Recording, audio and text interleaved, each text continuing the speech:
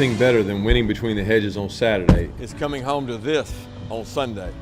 On the football field, I'm a coach. At home, I'm a dad. The field is where legends are made, where boys become men, dreams become reality, and teammates become family. Family is the most important thing. It's everything we have. And home is where a family's memories are made. So when the time comes to finance your home, make the smart choice and get your home loan with Southeast Mortgage. On the game, then we'll go to questions.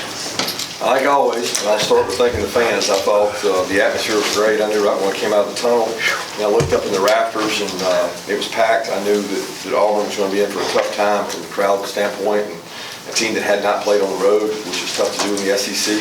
I thought our crowd impacted the game. I thought our guys came out with a game plan of strike and attack. We really wanted to be physical.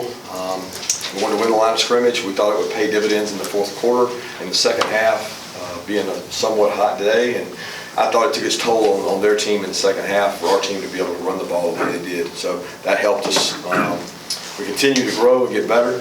This team has proven that it's resilient and tough, but we've got a lot of things that we can clean up. And, we didn't play as well as we could have, but I want to say I'm very proud of the way our team went after it, and they struck and they attacked. Yeah, I'll open it up. How satisfying was the run game today, Coach? It was good. I mean, I still think there's inconsistencies. There's things we miss on, you know. We miss a couple. We miss a block here. A guy runs through. A couple times backs just made people miss. We had a third and two that we didn't touch anybody, and Dejan made two people miss. But it was much better at the line of scrimmage. We played more physical at the line of scrimmage, and I thought that we wore the other team down, which, you know, the environment was a little different too. It's just the heat wears on defensive linemen. And some teams have more they can use, and some teams don't. Speaking of the run game, how huge was Dejan Edwards' game today, especially with Kendall Baker? I thought he did a great job. You know, he does a really good job around the goal line, making people miss. He's elusive, but not so much explosive. You know, he does a great job. Probably not going to break off a super long run, but he gets a lot of positive runs. It's really hard to get him for a tackle for a loss. And Branson, the addition of Branson was really big for us. He was a guy that we felt like all week we had to get more opportunities for him because he's run the ball really well in practice. He gives us a little bit of a burst, and he was able to get some carries with Kendall dinged up, and I thought he did a nice job. You mentioned the heat and the impact that had in the second half. What's it say that Jamon Dumas-Johnson was able to play as much as he did, especially with no Schmel, no Tresman today, and deliver the kind of performance he did? Yeah, he works really hard. You know, he was dinged up during the week. He missed, I want to say Monday, Tuesday, and he was able to go Wednesday, Thursday, and conditioned, ran hard. He runs, you know, extra after practice so that he can play more snaps, and was really proud of the guys that stepped up there and played. You know, Sori got significant playing time today for the first time, non-third down, and Ryan Davis had to step up and play because we got some dinged up guys, some injuries.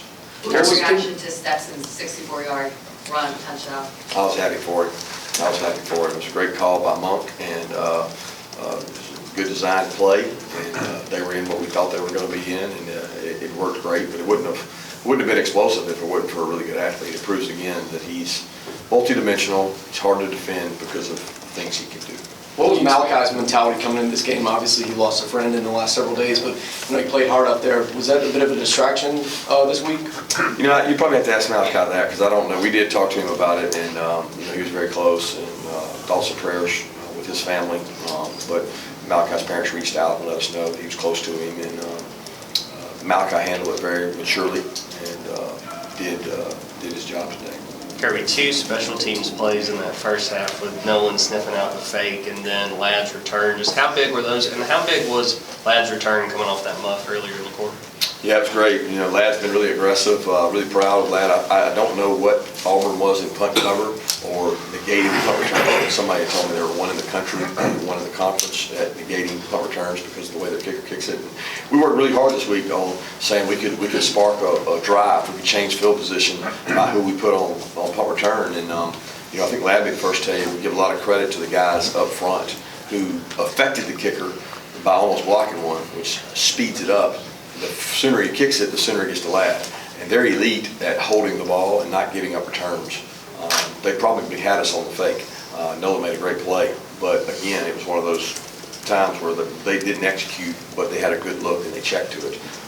And kudos to them, but kudos to Nolan for stepping out. That was a huge play in the game. Kirby, a couple of your players referenced that for some reason things are going wrong offensively early, things need to be cleaned up, maybe even pressing early, but not pressing late. I'm just curious what your thoughts are on that. I don't know, I can't define it as much pressing, certainly not clicking the way we'd like to. Some of that falls on a little responsibility on everybody. We take turns having lack of execution, and when you play really good teams that score lots of points, you can't do that. You've got to value every possession, and we didn't click. When we click, we roll, and then if we don't get started, we tend to dry out. We had several 3-and-outs where it was like, was that a wasted opportunity? Like we got to get first downs, change the field position, be explosive.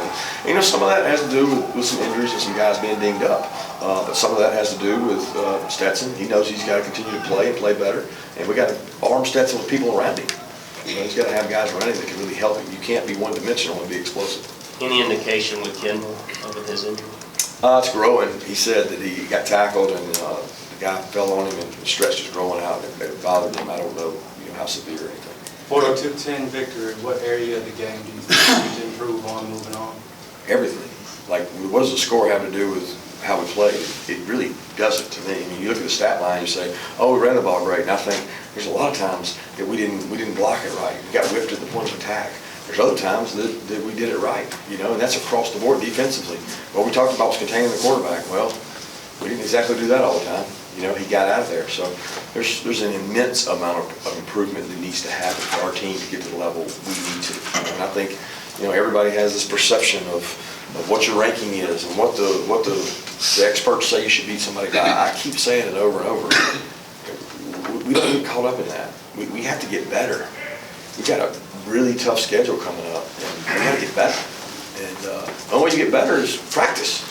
So we're going to keep doing that, and we're going to keep trying to get rhythm and get better. Coach, I'm interested in how much freedom you allow older players in your system, like a guy like Nolan Smith. It looked like on a 3rd and 1 right there, getting stretched to you. It looked like he kind of jumped inside a gap, maybe and made it TFL. So I'm just curious. Yeah, there's not freedom. We don't say that you have the freedom to do what you want. You play within the system, but there are overreach and overstretch. They're a stretch team. So when teams give you that angle, a natural good athlete can beat it underneath. And then we're also breaking the pocket to get him out of there on one of those plays you're talking about. It was 3rd and long, and he beat a guy underneath, but he was trying to break the pocket to get the quarterback out, to get the scramble guy to go tackle him.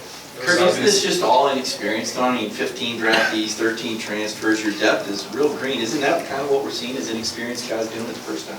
I don't think that's an excuse. What does that matter? Like the players we got, we should be good. I'm not apologizing for winning 42-10. What I'm saying is we got to get better.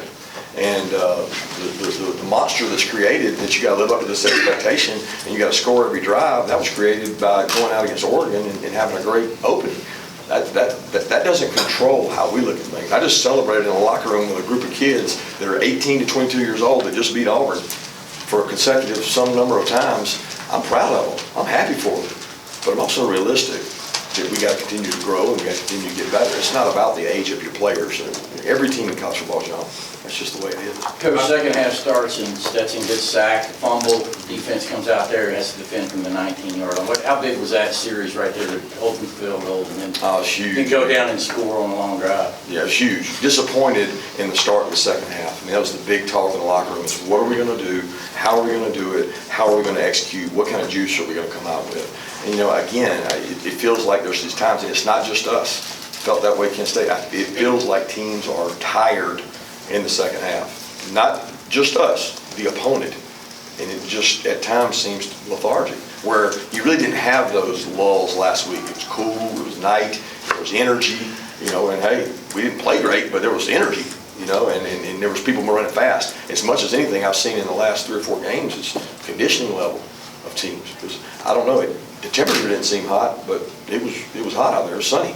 With Jalen Carter out, you obviously put in Warren Brinson and Gary Alexander on passing downs. What was it about them that makes them pass rushing specialists compared to the other defensive tackles? Well, they better be run specialists because we don't have enough of those, okay?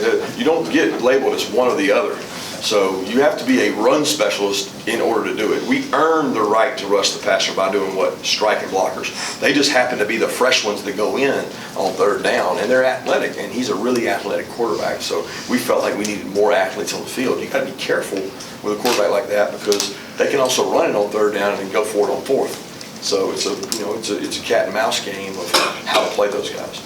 With how tough Dejan runs, how much of that has developed since he's gotten on campus, and what do you can attribute to that too? Well, I'd love to take credit for it. I know Dale would love to take credit for it, but I watched him at Moultrie, and he was the same way. Part of the reason we took him was because of his toughness. And everybody in the town said, you give the ball to the guy, the 30th carry, he's better than the first. And he's not real big, but he's real tough, and he's hard to tackle. And I mean, I'm sure Dale put a little of that in him, but he came with a lot of it. I feel like you're most frustrated with Stetson on the overthrow to the lad. What did you? Oh, well, I mean, I was frustrated on any of them, right? We had Brock on one and Ladd on one, and then they brought up field pressure where he had Oscar late, you know, and he was a little high on it. And Stetson will be the first to tell you he missed those. You know, we got to get rhythm, and we got to help him. We got to do those shot plays in practice, and you hit any one of those three, and all we're talking about is how explosive we were. We got to try to hit some of those. What do you like out of your offensive line today? I like their tenacity. I like the fact that they came out and tried to be physical and create a demeanor. And we didn't do it every play, and you're not going to do it every play. You know, they got guys on scholarship over there too. But I like the fact that they come out and compete. Cedric said that they took a little bit of the criticism personally in that offensive line room. How much did you see that this week in practice and today in their performance?